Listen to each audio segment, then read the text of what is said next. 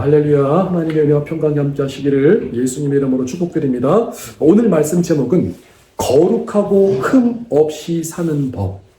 거룩하고 흠 없이 사는 법. 사람이 목욕을 하면은 개운해지죠.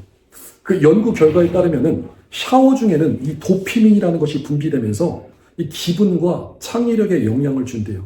그러니까 목욕을 하고 샤워를 하면은 그 스트레스 수치를 감소시키고 불안과 우울함을 낮추는 효과가 있다고 그래요. 그러니까 우리가 이제 목욕이나 샤워를 하면은 몸도 깨끗해지지만 우리의 마음과 생각도 상쾌해지는 거예요.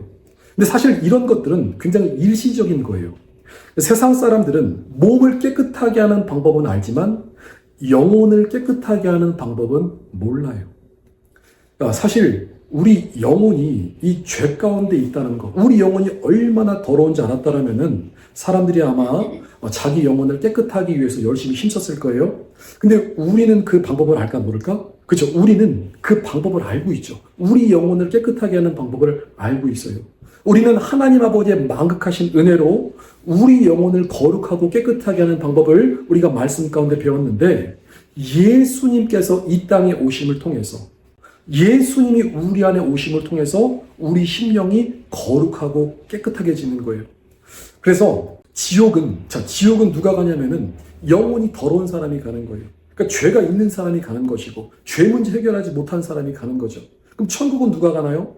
마음이 깨끗하고 영혼이 깨끗하고 죄 문제가 해결된 사람이 가는 거예요.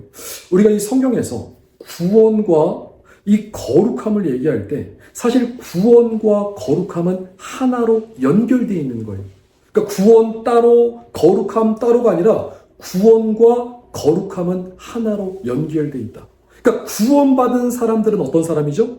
거룩한 사람들이죠. 그리고 거룩한 사람들이 구원받는다는 거예요. 그러니까 우리가 예수님을 믿는다는 것은 예수님을 믿고 우리 삶을 어떻게 살아야 되죠? 거룩한 삶을 살아가야 된다는 거예요. 그러니까 공중 휴거되는 것도 어려운 게 아니라 우리가 이 거룩한 삶을 살아갈 때 올라가는 거죠.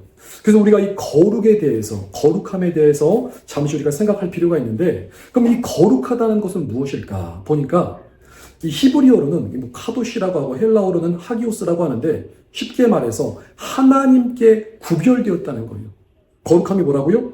하나님께 구별되다, 성별되다. 그러니까 세상이랑 분리됐다는 거예요. 하나님께서 세상 가운데 우리를 성별하셔서 불러주신 거예요. 하나님의 백성, 하나님의 자녀로 우리를 불러주신 거예요. 그리고 이 거룩이라는 것은 복합적인 개념을 갖고 있어요. 자, 이것이 어떤 말씀이냐면은 우리가 있는 성령의 9가지 열매 아시죠? 성령의 9가지 열매 뭐가 있죠? 사랑과 희락과 화평과 오래 참음과 온유와 자비와 양선과 충성과 절제, 이 9가지 열매가 하나로 종합할 때 나오는 열매가 어떤 열매일까요? 그렇죠. 그것이 이제 거룩의 열매다. 그러니까 총체적이라고 하는 건 뭐냐면은, 그러니까 모든 영역에서 이제 구별된 상태고 완벽한 상태고 흠이 없는 상태. 그러니까 사랑과 희락과 지금 말씀하신 이 성령의 9가지 열매를 종합하면 나오는 열매가 이제 거룩의 열매라는 거예요. 그래서 우리가 이 거룩에 대한 개념을 꼭 기억하셔야 돼서, 거룩은 하나님과 그러니까 하나님께서 우리를 구별하신 것이다. 그리고 총체적으로 모든 영역에 있어서 완벽하고 흠이 없는 것이다. 그리고 하나님께서 그럼 우리를 왜 부르셨을까요? 오늘 말씀에 근거해서 하나님이 우리를 부르신 이유는 우리를 구원해 주시기 위해서, 또 하나는 우리를 거룩하게 하기 위해서 우리를 불러주신 거예요. 그래서 우리 인간이 거룩해질 수 있는 방법은 세상에서는 그 방법을 찾아볼 수가 없죠. 또 산에 가서 돛 닦는 거, 수련하는 거, 이런 걸로 거룩해지는 것이 아니라 하나님께서 보내신 자 예수님을 믿고 영접할 때, 그러니까 거룩하신 주님과 함께 할 때 우리가 거룩해지는 거예요. 그래서 오늘 이 본문 말씀 보니까 골로새서 1장 21절에 주님이 우리를 부르신 이유가 뭐라고 나와 있죠? 전에 악한 행실로 멀리 떠나서, 우리가 전에는 악한 행실로, 그러니까 주님이랑 멀리 떠났대요. 죄인이었다는 거예요. 그리고 마음으로 하나님과 원수가 되었던 너희를 이제는 그의 육체의 죽음으로, 예수님의 십자가의 죽음으로 말미암아 화목하게 되었다. 주님과 화평하게 되었다. 하나님과 우리 사이가 원수 사이였는데 하나님과 우리랑 친해졌다는 거예요. 그리고 여기에 목적이 나오는데 너희를 거룩하고 흠 없고 책망할 것이 없는 자로 그 앞에 세우고자 하셨으니. 하나님이 우리를 왜 부르셨어요? 우리를 구원해 주시기 위해서. 그리고 우리를 거룩하게 하기 위해서 우리를 불러주셨다는 거예요. 우리가 이 목적을 꼭 기억하셔야 돼요. 우리가 오늘 예수 믿는 목적이 우리가 거룩해지는, 이미 거룩해진, 예수님을 믿고 거룩해진 사람이구나. 우리는 거룩을 추구해서 나아가야 되는구나. 이런 개념과 마음이 있으셔야 된다는 거예요. 그냥 예수님을 믿고 내 마음대로 살아가는 것이 아니라 이미 우리는 거룩한 자다. 우리는 생각과 마음과 말하는 것, 보는 것, 듣는 것, 내 삶을 세상 가운데 절제해서 거룩한 삶을 살아가셔야 된다는 거예요. 나에게 구원의 은혜가 임했다는 것을 어떻게 알 수 있을까요? 우리에게 구원의 은혜가 임했다는 것은 지금 여러분들이 생각하는 것이 세상을 따라가고 있느냐, 아니면은 내 마음의 중심이 하나님의 말씀을 따라서, 주님 말씀 따라서 주님 바라보고 있느냐. 그러니까 어디를 추구하고 무엇을 따라가느냐에 따라서 내가 지금 거룩함을 추구하고 있는지, 아니면 하나님과 반대돼서 세상을 따라가고 있는지, 이게 나뉘는 거예요. 우리 주님은 거룩하신 하나님이시죠. 거룩하신 하나님. 주님 뭐라고 말씀하세요? 내가 거룩하니 너희도 거룩하라. 내가 너희를 부른 것은 너희를 구원하고자 하고 너희를 거룩하게 하기 위함이다. 우리를 거룩하기 위해서 주님께서 불러주셨다는 거예요. 우리 그리스도인들이 그래서 죄를 쉽게 짓는 것은 하나님께서 원하시는 것도 아니고 의도하신 뜻이 아니에요. 우리는 세상과 구별되어 있기 때문에 오늘 말씀처럼 전에 악한 행실로 죄로 인해서 하나님과 멀리 떠나서 하나님과 원수되었던 우리를 예수님께서 하나님과 우리 사이에 막힌 담 허물해 주시고 이 관계를 회복시켜 주신 거예요. 그래서 이 예수님의 십자가 대속 사건은 엄청난 사건인데, 우리 인간은 어떤 방법을 통해서든지 하나님 앞에 구원받을 수 있는 존재가 아니에요. 우리는 죄로 인해서 지옥 갈 수밖에 없는 존재라는 거예요. 근데 죄 문제를 우리 주 예수님께서 이 땅에 오셔서 친히 내려오셔서 십자가 지고 죽으심으로 예수님의 이 피의 공로로 말미암아 우리들의 죄를 다 사하여 주시고 하나님과 우리 사이에 막힌 담을 허물어 주신 거예요. 하나님과 우리의 관계가 회복되는 거예요. 이 엄청난 역사라는 거죠. 이 원수마귀 사단은 하나님과 관계를 회복하고 싶어도 안 돼요. 그들은 자기들이 회복하고 싶어도 안 되는데 우리는 우리 주 예수님께서 회복해 주셨다는 거예요. 그래서 예수님을 믿고 영접할 때 예수님을 통해서 그 누구라도 하나님 앞에 나아갈 수 있는 길이 열려 있다는 거죠. 이 대속의 은혜가 엄청난 사건이라는 거예요. 근데 우리가 다시 죄를 짓는다? 우리가 다시 세상 가운데 이 경건하지 않고 거룩하지 않고 더러운 삶을 살아간다는 것은 어떤 의미냐면은 예수님께서 이 땅에 오시면 어떻게 했다고 그랬죠? 하나님과 우리 사이에 막힌 담 허물어 주셨다고 그랬죠?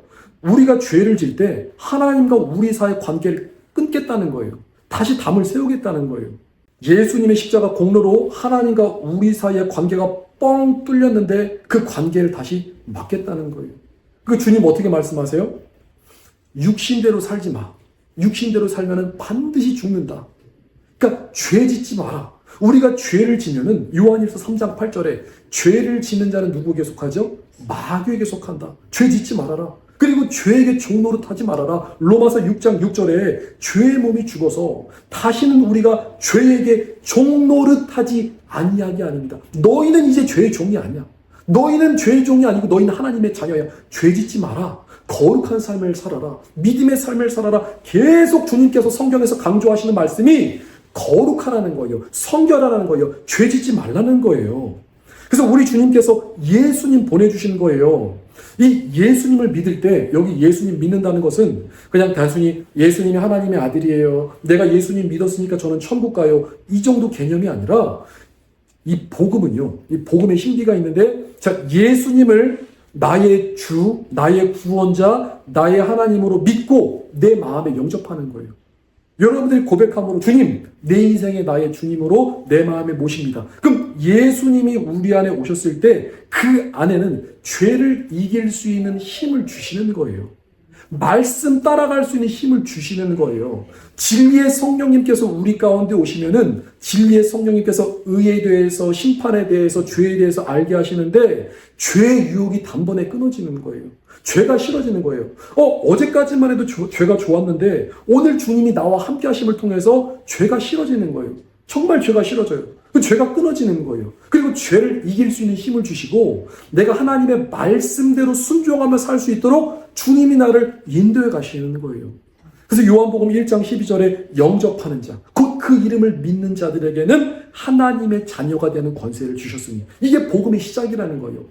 영접하는 자, 그 이름을 믿는 자, 예수님을 내 마음에 모신 자, 그는 하나님의 자녀가 되어서 이제는 세상에서 구별되고 성별된 삶을 살아가는 것, 하나님의 기쁨이 되는 것, 이것이 전부라는 거예요. 이게 믿음의 원리라는 거예요.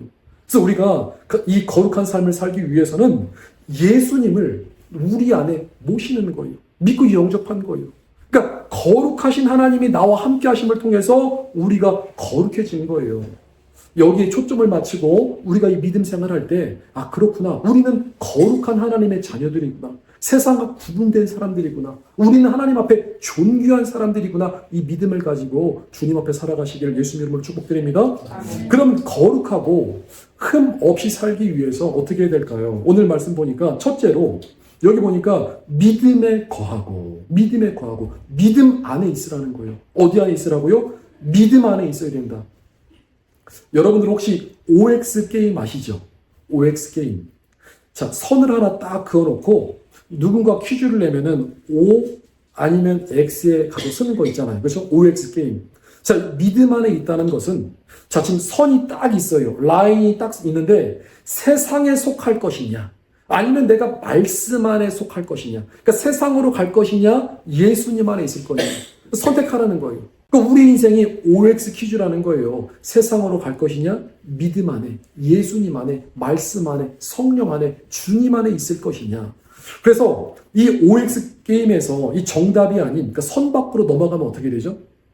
그 잘못된 답에 서 있으면 탈락이잖아요. 그러니까 선 넘어가면은 죽는다는 거예요. 이 말씀이 얼마나 중요하냐면은 이 요한복음 6장 63절에 이런 말씀이 있어요. 내가 너희에게 이른 말은 영이고 생명이다. 그러니까 하나님의 말씀이 생명이라는 거예요. 그러니까 하나님의 말씀이 생명인데, 그럼 하나님의 말씀 밖은 어디는 거예요? 선 넘어가면은 죽는다는 거예요. 그러니까 하나님의 말씀이 곧 법이고 생명이고 진리이기 때문에 말씀의 울타리 안에 들어온 사람만 사는 거예요.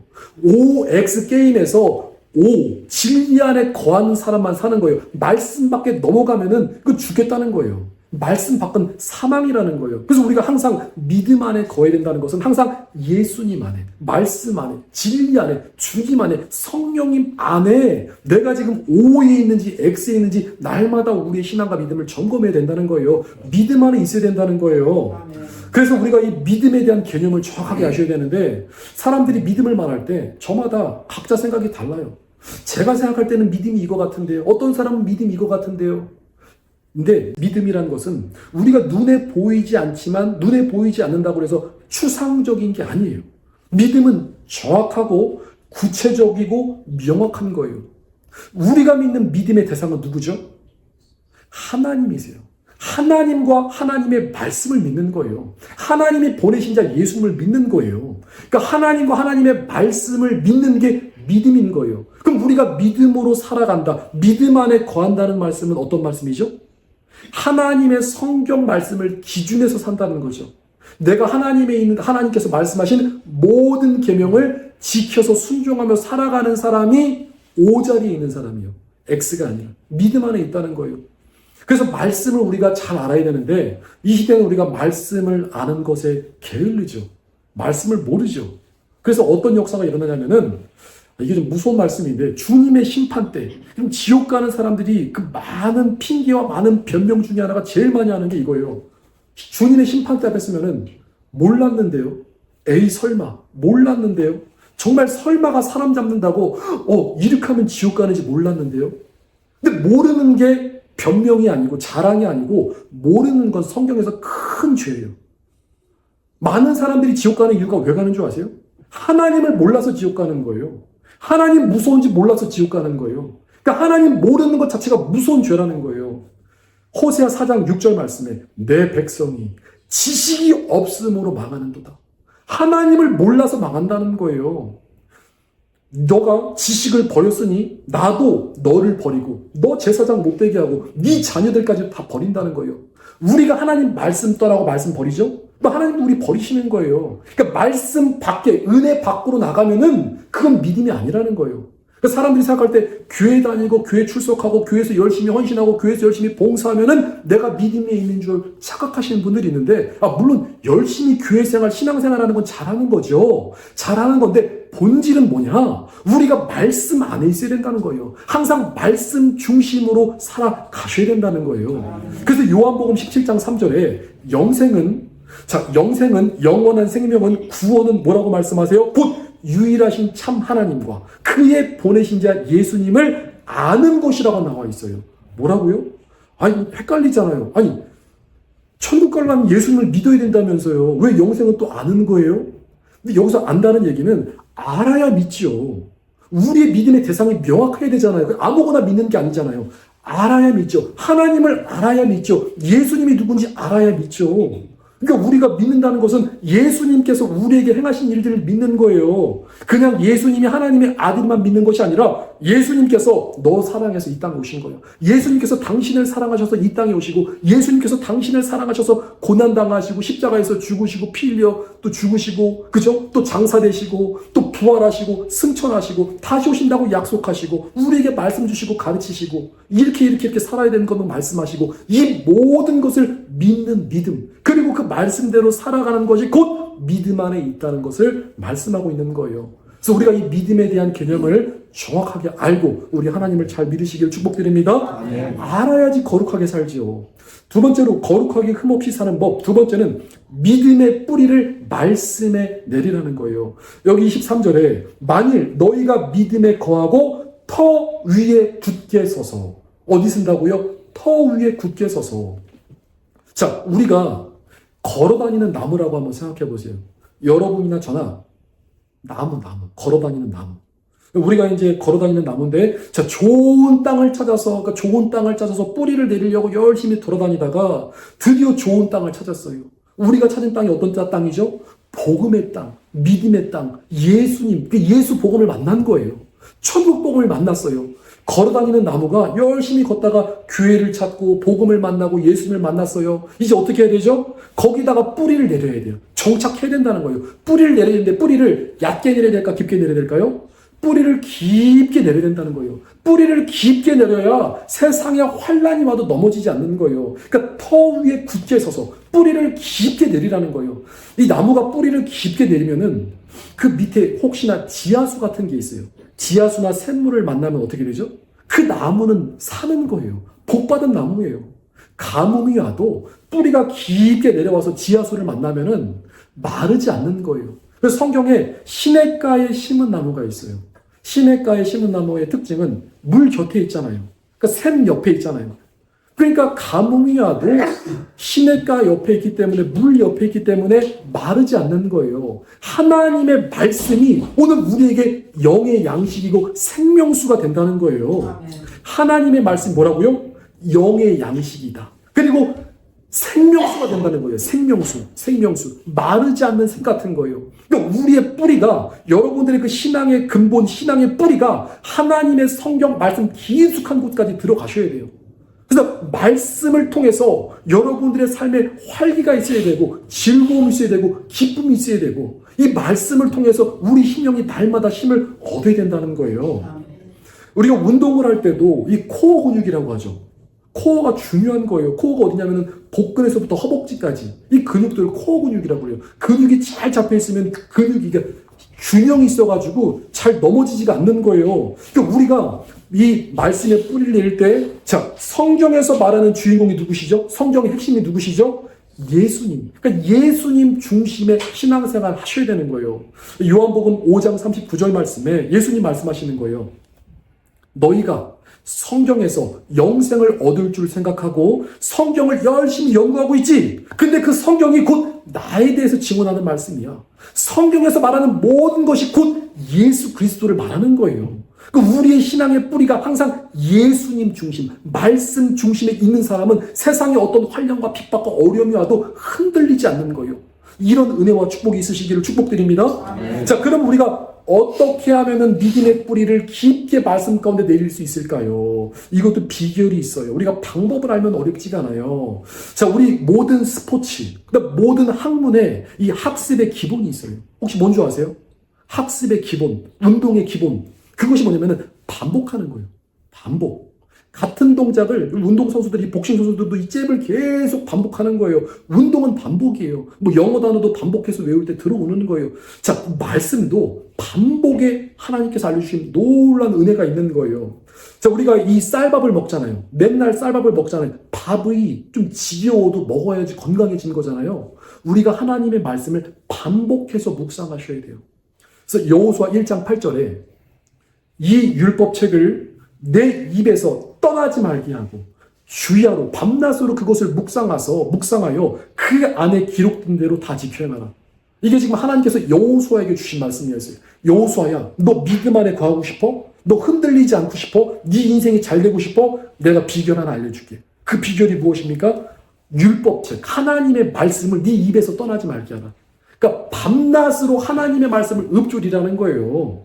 여러분들이 사회생활하면서 바쁘시잖아요. 말씀 한 구절이라도 이 마음에 새기고 마음에 암송하고 그 마음을 반복해서 읊조릴 때 그 말씀이 씹으면 나중에 그것이 보화가 되고 활성화가 되고 능력이 되고 그 안에 놀라운 은혜가 나타나는 거예요. 왜냐하면 하나님의 말씀은 세상의 학문이랑 차원이 달라요. 우리가 이 말씀을 묵상할수록 그 말씀에서 빛이 나오고 그 말씀이 더 큰 능력과 힘을 발하는 거예요. 거기 놀라운 지혜가 있는 거예요.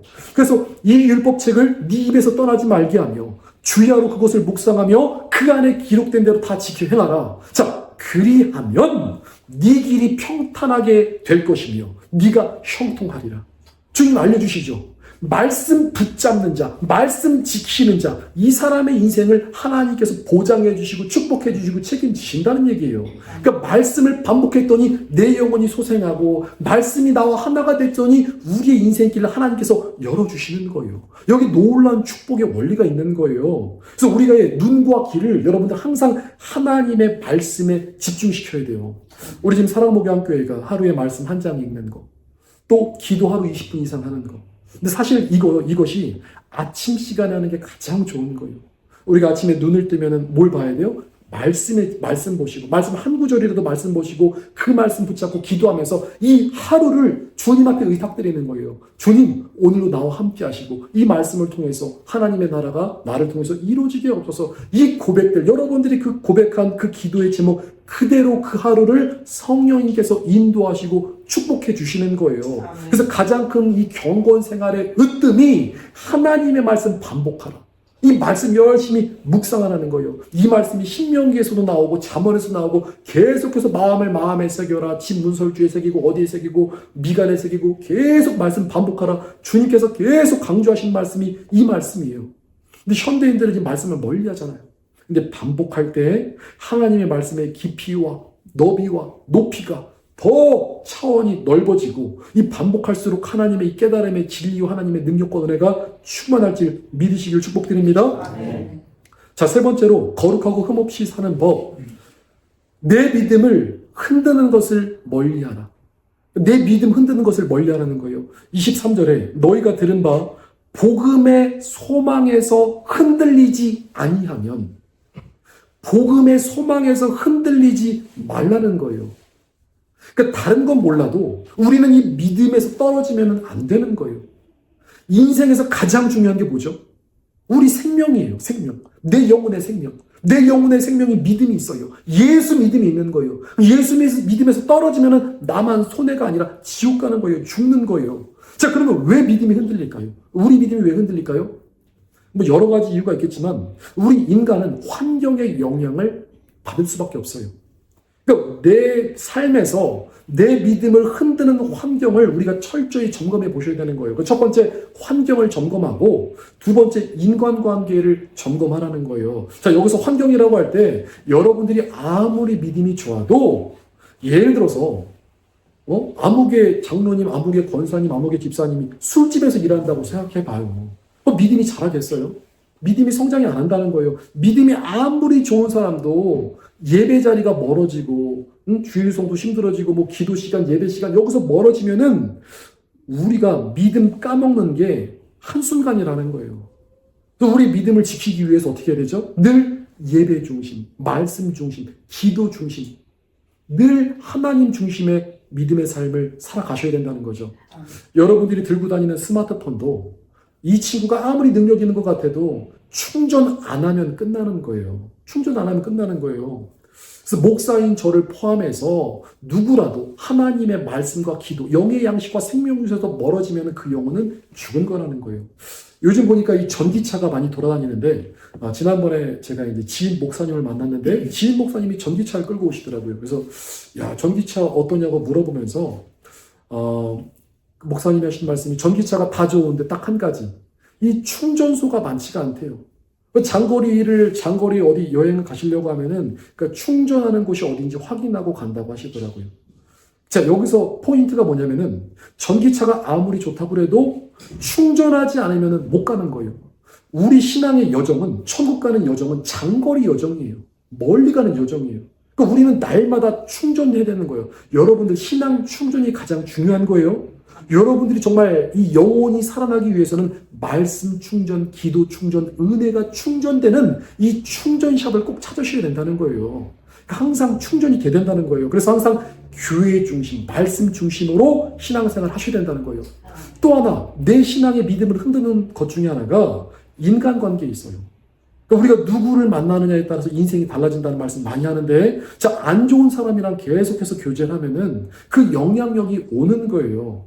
우리는 지금 마지막 때를 살아가면서 특별히 믿음의 사람과 함께 해야 되고, 깨어있는 사람과 함께 해야 되고, 지혜로운 자와 동행하고, 거룩한 자와 함께하고, 또 휴거를 갈망하는 자들과 함께 있어야 되는 거예요. 그래 그 꿈과 비전과 소망과 목적이 하나 되어서 함께 들림받고 함께 영혼이 잘 되는 역사가 있다는 거예요. 근데 세상 물정 모르고, 세상이 어떻게 돌아가는지 모르고, 만나면 맨날 네 자랑 내 자랑하고, 만나면 저 사람 뒷담화 이 사람 뒷담화하고, 이런 만남들, 이런 모임, 이런 관계는 주님 보실 때 쓰잘데기 없는, 아무 필요가 없는 만남이에요. 오히려 주님 말씀하시는 거예요. 우리의 살 길은 세상 친구가 없는 게 더 좋은 거예요. 세상 친구는 나를 지옥으로 끌고 가는 거예요. 좀 극단적인 표현으로는 그것이 본질적인 거라는 거예요. 그래서 정말 친구는 정말 같은 마음과 같은 눈으로 주님 바라보는 사람. 이 사람이 정말 우리가 함께 동행해야 될 믿음의 친구라는 거예요. 예수님께서 친구를 어떻게 정의하셨죠? 마태복음 12장 48절에 누가 내 어머니며 누가 내 동상들이냐? 하늘에 계신 내 아버지의 뜻대로 하는 자가 내 형제, 내 자매, 내 어머니다. 나의 가족이게 나의 친구다. 아버지 하나님의 뜻대로 하는 사람, 그리고 서로 협력하고 뜻을 하나로 합치고 또 위로하고 격려하고 사랑하고 섬기고 기도하고 서로 종노릇하고, 이런 사람들이 우리가 함께 될 사람들이라는 거예요. 사도 바울은 또 어떻게 말씀하고 있죠? 빌립보서 3장 8절 말씀에 모든 것을 다 해로 여기고 내 주 예수 그리스도를 아는 지식이 가장 고상하기 때문에, 그러니까 예수님을 아는 지식 외에는, 그러니까 하나님을 아는 것 외에 모든 것을 다 잃어버리고 배설물로 여겼다. 그러니까 다 버렸다는 거예요. 다 쓰레기 취급했다는 거예요. 근데 여기서 말씀하시는 것은 단순히 지식만 말하는 것이 아니라 사람도 포함하고 인간관계도 다 정리했다는 거예요.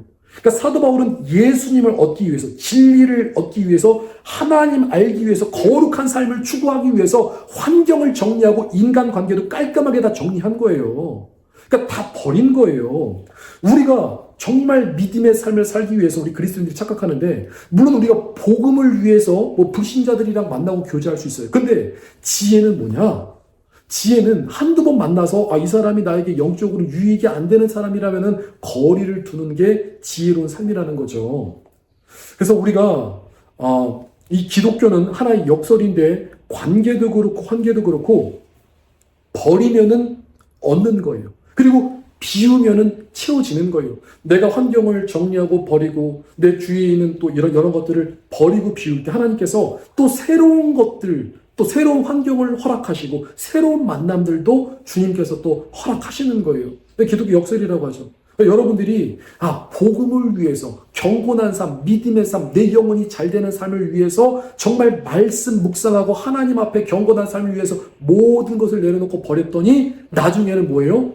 내 삶이 하나님의 은혜로 더 풍성해지는 역사가 일어난다는 거예요. 주님께서 필요한 사람들 만나게 해주시고 환경을 또 열어주시고 하나님의 손으로 역사하시는 거예요. 그래서 우리가 사람 두려워하지 마시고 환경 두려워하지 마시고 우리가 두려워할 것은 하나님 두려워하면 되는 거예요. 그러니까 하나님 말씀대로 살아가면은 우선순위가 바르게 되면 나머지는 다 열리게 되는 거예요. 그리고 이 마지막 구절에 이 복음은 천하 만민에게 전파된 바요 나 바울은 이 복음의 일꾼이 되었노라. 자, 여기서 이 바울은 자부심이 있었어요. 세상에서 가장 가치 있는 일이 사람을 살리고 영혼을 살리는 일이에요. 그래서 나 바울은 이 복음의 일꾼이 되었노라. 최고의 가치는 복음 전도하는 거예요. 여기 동참하는 사람들이 복이 있는 거예요. 우리가 하나님 앞에 거룩한 삶을 살아갈 때 이 복음 전도는 말로도 하지만 우리의 삶을 통해서 많은 사람들이 주님 앞에 돌아오는 역사가 있다는 거예요. 우리가 거룩한 삶을 살아가는 것 자체가 이 보이지 않는 영역에서 빛을 발하는 삶이에요. 많은 사람들을 깨우는 삶이에요. 그리고 거룩한 우리가 하나님 앞에 기도할 때 하나님께서는 의인의 기도를 듣고 역사하시기 때문에 우리를 통해서 하나님의 나라가 증거되는 거예요. 그래서 이 축복이 이미 우리와 함께하고 있으며 이 축복을 받아 누리시기를 예수님 이름으로 축복드립니다. 말씀을 정리합니다. 자, 거룩하고 흠없이 사는 삶. 이 거룩한 삶은 구원과 연결되어 있다고 그랬어요. 그래서 우리가 두렵고 떨리는 마음으로 구원을 이루어가야 되는데 우리는 항상 거룩에 초점을 맞추고 거룩한 삶을 살아가셔야 돼요. 그러니까 세상과 구분된 삶을 살아가라는 거죠. 그래서 가장 중요한 게 예수님을 내 인생의 주인으로 우리 마음에 영접해서 모시고 주님과 동행하는 거예요. 하나님과 함께할 때 우리가 주님이랑 동행하는데 죄 덜 짓게 되잖아요. 죄 지면 또 바로바로 회개하면 되잖아요. 그래서 이 거룩한 삶을 한마디로 요약하면은 주님이 나와 함께하는 삶이에요. 그리고 주님의 인도함을 받는 삶이 바로 거룩한 삶이라는 거예요. 그래서 우리가 해야 될 것이 환경을 정리하시고 인간관계 정리하시고 특별히 하나님의 말씀과 하나 되는데 집중할 때 하나님 앞에 거룩한 삶을 살아갈 수 있다는 거예요. 이제 주님 오실 날이 멀지 않았어요. 자, 마지막 때 지금 주님께서 우리에게 가장 원하시고 바라는 삶은 하나님의 사람들이 하나님의 자녀들이 죄악된 세상에서 어둠 가운데 거룩하고 찬란하게 아름답게 빛을 발하는 거예요. 세상이 어두워지면 어두워질수록 더욱더 밝게 빛나는 자가 거룩한 자고 하나님 앞에 기쁨이 되는 자라는 거예요. 그래서 속히 우리 주님 다시 오실 때 거룩하고 흠없는 모습으로 주님 맞이하는 우리 모두가 되시기를 예수님 이름으로 축복드립니다. 시간 우리가 기도하였으면 좋겠습니다. 하나님